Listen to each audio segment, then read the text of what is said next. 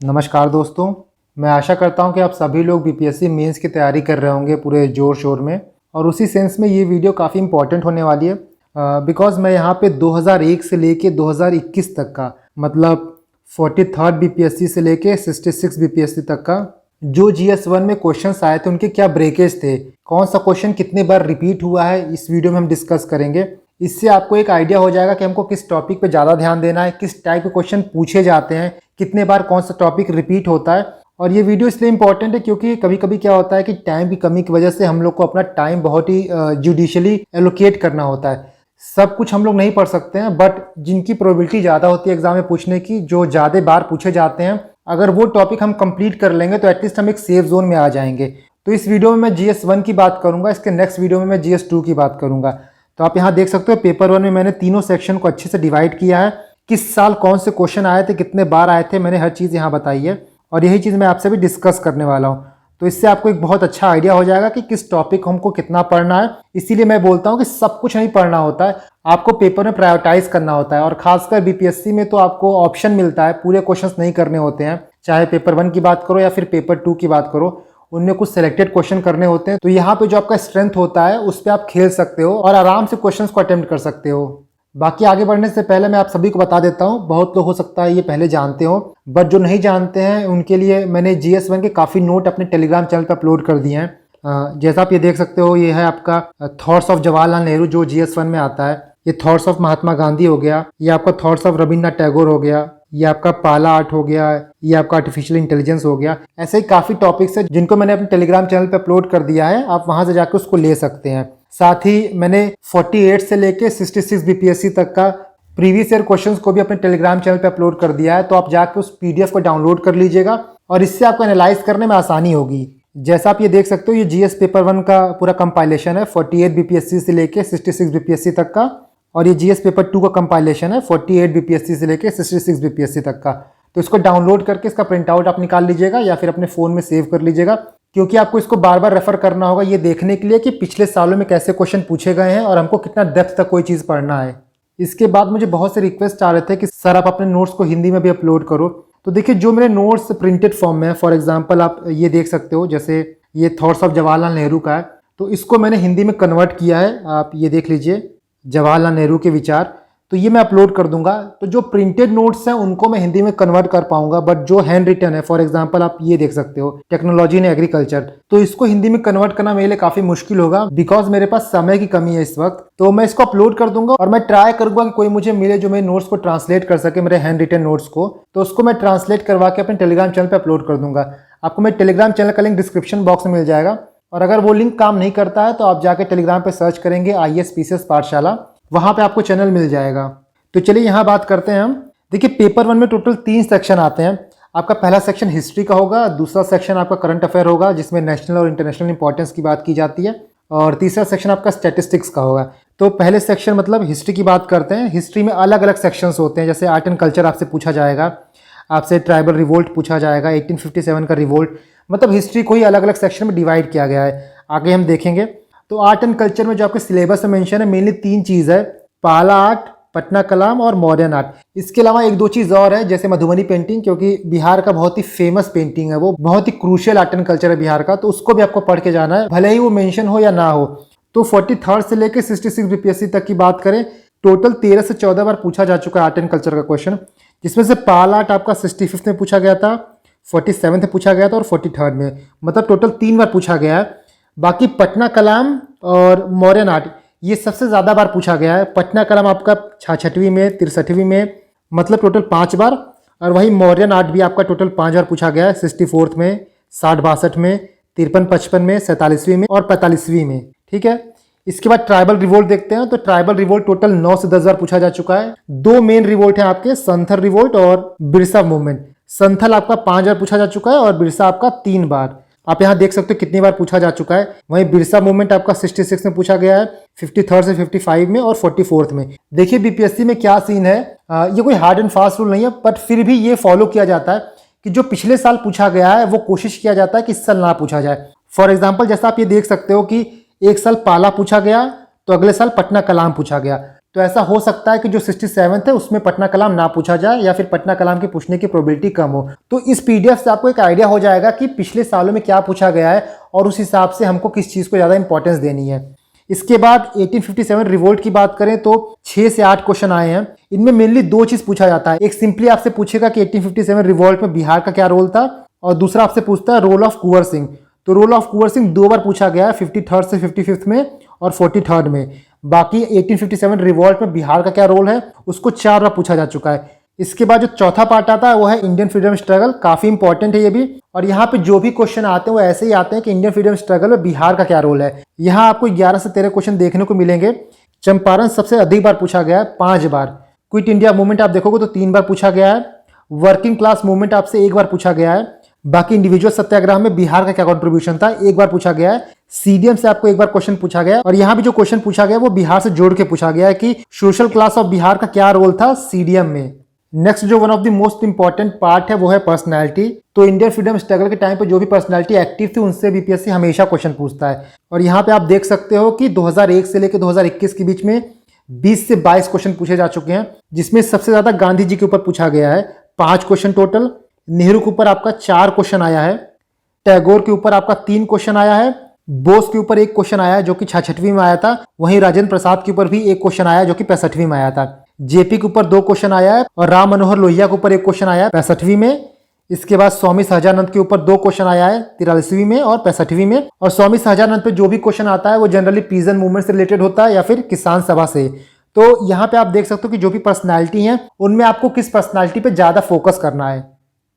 इसके बाद हम देखते हैं वेस्टर्न एजुकेशन। ये भी स्पेसिफिकली मेंशन है। 7 से 8 क्वेश्चन देखने को मिलेंगे और हर ऑल्टरनेट ईयर पूछा गया है, 65वीं में, 63वीं में, 62वीं में, 47वीं में। तो यहाँ पे इसको देख के लगता है कि 67th में आपसे हो सकता है यहाँ से पूछे, बिकॉज 65th में पूछा है, 66 में नहीं आया, तो 67 में आने के इसके चांसेस काफी ज्यादा हैं। इसके बाद जो GS1 का सेक्शन 2 होता है वो है आपका करंट अफेयर का, जिसमें आपको नेशनल और इंटरनेशनल इंपॉर्टेंस के करंट अफेयर पूछे जाते हैं। करंट अफेयर में यहाँ पे सब कुछ नहीं पढ़ना होता है कि कुछ भी आप पढ़ो। कुछ चीज़ें जो है बीपीएससी हमेशा फोकस में रखता है, जैसे रिपोर्ट्स फोकस में रखता है, इंटरनेशनल ऑर्गेनाइजेशन को फोकस में रखता है, इंडिया का दूसरे कंट्रियों के साथ कैसा रिलेशन है वो पूछता है। बाकी रीसेंट क्राइसिस, इसका एग्जांपल मैं भी आपको दूंगा, यहाँ पे लाइन से हम बात करते हैं। तो रिपोर्ट में जैसा आप देख सकते हो कि 65वीं में आपसे वर्ल्ड हैप्पीनेस रिपोर्ट के बारे में पूछा था। इसीलिए कोई भी रीसेंट रिपोर्ट है, जैसे प्रेस फ्रीडम इंडेक्स हो गया, हंगर इंडेक्स हो गया, सस्टेनेबल डेवलपमेंट रिपोर्ट हो गया, तो इनको पढ़ना बहुत इंपॉर्टेंट हो जाता है क्योंकि क्वेश्चन इनसे पूछे जाते हैं। उसी तरह इंटरनेशनल ऑर्गेनाइजेशन में आप देखोगे तो 66वीं ब्रिक्स समिट के बारे में पूछा गया था, 64वीं में WTO से पूछा गया था, 63वीं में बिम्स्टेक के बारे में पूछा गया था। उसी तरह आपसे यूनाइटेड नेशन ऑर्गेनाइजेशन के बारे में पूछा गया। तो कुछ इंपॉर्टेंट ऑर्गेनाइजेशन है जैसे BRICS, EU, UN, G7, G20, Quad, AUKUS. तो ये सारे ऑर्गेनाइजेशन से जब न्यूज आता है तो बीपीएससी हमेशा पूछ लेता है। मैं 1-2 दिन बाद एक वीडियो बनाऊंगा जिसमें आपको बता दूंगा कि इस साल के प्रोबेबल टॉपिक्स कौन कौन से हैं, किस पे आपका फोकस होना चाहिए, पिछले 6 महीनों में कौन सी चीजें ज्यादा न्यूज में रही हैं और जिनसे क्वेश्चन बनने के बहुत चांसेस हैं। इसके बाद इंटरनेशनल रिलेशन को देखो तो इंडिया और EU का रिलेशन पूछा था 66 में, इंडिया USA का पूछा था 63rd में, इंडिया चाइना का 60 से 62वीं में, इंडिया पाकिस्तान का 56 से 59th में। इंडिया पाकिस्तान का पूछेगा तो जनरली आपको टेररिज्म से पूछता है, तो टेररिज्म भी एक इंपॉर्टेंट एस्पेक्ट है, उसको भी आप तैयार कर लीजिएगा। देखिए यहाँ पे क्या है ना कि इंडिया का रिलेशन जो इंडिया के नेबरिंग कंट्रीज हैं प्लस इंडिया का रिलेशन जो मेजर पावर हैं उनके साथ आप पढ़ लीजिएगा और एक बेसिक रिलेशन का आप आइडिया ले लीजिएगा। फॉर एग्जांपल इंडिया और EU का क्वेश्चन हम देखते हैं तो 66वीं में क्या क्वेश्चन पूछा था यहाँ पे आप देख सकते हो। 66वीं में ये क्वेश्चन था कि इंडिया यूरोपियन यूनियन का जो बाटिया है, broad based trade and investment agreement के बारे में आपको डिस्कस करना था। तो ये न्यूज कोई करंट अफेयर का न्यूज नहीं था, ये बहुत पहले से चला आ रहा है। इंडिया और यूरोपियन यूनियन अपना FTA डिस्कस कर रहे हैं, तो ये वही क्वेश्चन था और पिछले सालों में इसका डिस्कशन कुछ ज्यादा बढ़ गया था, इसीलिए क्वेश्चन पूछा गया था। तो मैं क्या करूंगा कि जो इंडिया का रिलेशन है अलग अलग कंट्रियों के साथ, उनका एक PDF मैंने बनाया था, वो अपने टेलीग्राम चैनल पे आपसे शेयर कर दूंगा। उसको आप पढ़ लेंगे तो बेसिक आइडिया आपका हो जाएगा और जो जर्नल चीजें हैं वो चीजें वहां से आप लिख लोगे। करंट अफेयर की चीजें तो आप करंट अफेयर से पढ़ोगे, बट जो उनके बेसिक रिलेशनशिप हैं जो कि सालों से चले आ रहे हैं उसका आइडिया आपको क्लियर हो जाएगा। जैसे आप मेरे इंडिया और EU के रिलेशन के नोट्स देखिए, वहां पे साफ साफ मैंने मेंशन किया बाटिया के बारे में, और ये न्यूज अभी की नहीं थी, काफी पहले की थी। इसलिए जिन्होंने पढ़ा होगा इंडिया और यूरोप का रिलेशन उन्होंने ये क्वेश्चन आराम से कर लिया होगा। जैसा आप ये देख सकते हैं इंडिया और EU के रिलेशन का नोट्स है ये। इस नोट्स को भी मैं अपने टेलीग्राम पे अपलोड कर दूंगा, आप वहां से जाकर इसको डाउनलोड कर लीजिएगा। यहाँ पे हम नीचे आते हैं, यहाँ पे देखिए साफ साफ मेंशन है bilateral trade and investment agreement, और इसके बारे में काफ़ी मैंने पॉइंट्स भी लिखे थे आराम से यहाँ पे, ये कैसे बातें हो रही हैं। ये नोट्स मेरे 2 साल पुराने हैं, तो मैं वही बता रहा हूँ। कुछ कंट्रीज ऐसी हैं जिनके साथ हमारा काफी पहले से नेगोशिएशन चले आ रहा है, तो जरूरी नहीं कई बार क्वेश्चन न्यूज में रहता तभी पूछे। कई बार ऐसा होता है कुछ इश्यूज बहुत पहले से चले आ रहे हैं, बट रिसेंटली उनकी बातें होने लगती हैं तो क्वेश्चन पॉपअप कर जाता है। इसलिए इंडिया का रिलेशन जो उनकी नेबरिंग कंट्रीज हैं और जो मेजर पावर है उनके साथ कैसा है, उसका एक रफ आइडिया आप ले लीजिएगा। ये आप देख सकते हैं इंडिया यूरोप का रिलेशन का नोट्स है। ये आप देख सकते हो इंडिया और जापान के रिलेशन का नोट्स है। इसको भी मैं अपलोड कर दूंगा। और यहाँ पे अलग अलग चीजें देख सकते हो, क्या कंटेम्प्रेरी पॉलिटिक्स चल रहा है, क्या कमर्शियल डिप्लोमेसी होना चाहिए, इकोनॉमिक टाइज कैसा होना चाहिए, डिफेंस के सेक्टर में स्ट्रेटेजिक पार्टनरशिप के बारे में। ये रहा हमारा इंडिया चाइना का रिलेशन। यहाँ भी आप देखिए जितने भी डिफरेंट डायमेंशन है ऑलमोस्ट सब कुछ कवर है। तो इस नोट्स को एक बार पढ़ लोगे तो आपको बेसिक आइडिया हो जाएगा कि इंडिया चाइना का रिलेशन कैसे कैसे ग्रेजुअली डेवलप हुआ है। और इसी तरह मैं कोशिश करूंगा कि जो और कंट्रीज है, India Nepal, India Bhutan, India Sri Lanka, India Africa, उनके भी नोट्स आपको प्रोवाइड कर दूं, ताकि इंटरनेशनल रिलेशन से कोई क्वेश्चन ऐसा आए जो कि न्यूज़ में ना हो, वो भी आप इजीली कर लें। अब मुझे पता है कि बहुत लोग ये भी बोलेंगे कि सर ये नोट्स आप हिंदी में अपलोड कर दीजिए, तो आप देख सकते हो कि सारे मेरे हैंड रिटन नोट्स हैं। अब एक एक चीज़ को हिंदी में ट्रांसलेट मेरे लिए करना बहुत मुश्किल होगा, बिकॉज टाइम की बहुत कमी है। और जैसा मैंने बोला है कि मैं कोशिश करूंगा कि कोई मुझे ऐसा मिले जो मेरे नोट्स को ट्रांसलेट कर दे, तो जैसे मेरे नोट्स ट्रांसलेट हो जाएंगे वैसे मैं इसका हिंदी वर्जन अपने टेलीग्राम पे अपलोड कर दूंगा। तब तक जो हिंदी माध्यम के छात्र हैं अगर इसको पढ़ना चाहें तो इसको डाउनलोड कर लीजिए। और गूगल लेंस ऐप आता है या फिर गूगल ट्रांसलेट होता है, उससे जो कीवर्ड है उसको आप ट्रांसलेट करके पढ़ सकते हो। इसके बाद जो करंट अफेयर में क्वेश्चन पूछता है वो जनरली रिसेंट क्राइसिस से पूछता है। जैसे आप देखोगे तो 65th में आपसे कोविड-19 के बारे में पूछा था, 2 क्वेश्चन आया था। और कोविड-19 तो पूरे पेपर में छाया हुआ था। GS2 के पेपर में भी साइंस एंड टेक में वैक्सीनेशन को लेकर पूछा था। उसी तरह 65वीं में आपसे ऑस्ट्रेलिया बुश फायर हुआ था, अमेजॉन फायर हुआ था, उससे क्वेश्चन पूछा था। रोहिंग्या क्राइसिस के बारे में पूछ चुका है, NRC डिस्प्यूट के बारे में पूछ चुका है, डिमोनेटाइजेशन के बारे में पूछ चुका है। मैं यहाँ जो क्वेश्चन बता रहा हूँ वो आपको 7 से 62वीं से लेके 66वीं तक बता रहा हूँ, बिकॉज उससे पहले क्या न्यूज़ था क्या न्यूज़ नहीं था वो बताने कोई मतलब नहीं है। बेसिकली मैं यहाँ ये बताना चाहता हूँ कि जो बहुत ही बर्निंग इशू रहते हैं ना, हमेशा BPSC का फोकस वहीं रहता है। पिछले साल 66वीं में देखोगे तो 1-2 चीज़ें बेकार पूछ ली थी, जैसे स्टार डस्ट के बारे में पूछ लिया था और कुछ ऐप के बारे में पूछ लिया था। बट उन क्वेश्चन को भी टैकल करने का तरीका यही था कि थोड़ा सा आप ऐप के बारे में लिखिए, उसके अलावा बाकी चीज़ आप क्लाइमेट चेंज और बायोफ्यूल के बारे में लिखिए। इसके बाद जो सेक्शन 3 आता है वो आपका स्टैट्स का आता है। इनमें आपको किस टाइप के क्वेश्चन देखने को मिलेंगे, देखिए आपको लाइन ग्राफ देखने को मिलेगा, पाई ग्राफ मिलेगा, बार ग्राफ मिलेगा। और कई बार होता है कि पाई ग्राफ और बार ग्राफ को मिला के क्वेश्चन आता है और बार ग्राफ और लाइन ग्राफ को मिला के क्वेश्चन आता है। इनमें से लाइन ग्राफ सबसे ज्यादा बार पूछा गया है, 12 बार, यहाँ पे आप देख सकते हो। इसके बाद दूसरे नंबर पे जो है वो है पाई ग्राफ, 7 बार पूछा गया है, यहाँ पे आप देख सकते हो। बार ग्राफ जो है वो 5 बार पूछा गया है और बार प्लस पाई ग्राफ जो है वो 2 बार पूछा गया है। Bar graph plus line graph जो है वो 1 बार पूछा गया है। तो आप यहाँ देख सकते हो कि सबसे ज्यादा बार लाइन ग्राफ पूछा गया है और लाइन ग्राफ इजी होता है। देखिए स्टैट में क्या होता है ना कि 4 क्वेश्चन आते हैं और 4 क्वेश्चन में लाइन ग्राफ भी पूछेगा, बार ग्राफ भी पूछेगा, पाई ग्राफ भी पूछता है। तो पहले जब आप प्रैक्टिस कर लोगे तो आपको पता चल जाता है कि आपका जो स्ट्रेंथ है क्या है। आप इजिली लाइन ग्राफ सॉल्व कर पा रहे हो कि पाई ग्राफ सॉल्व कर पा रहे हो कि बार ग्राफ सॉल्व कर पा रहे हो। जैसे मैं पाई ग्राफ और बार ग्राफ बहुत इजिली सॉल्व कर लेता था, तो इसी तरह आपको अपना स्ट्रेंथ पता रहेगा। तो जब एग्जाम में जाओगे तो वहां पे ये नहीं देखना पड़ेगा कौन सा क्वेश्चन मैं अटेम्प्ट करूं, कौन सा क्वेश्चन मैं छोड़ूं।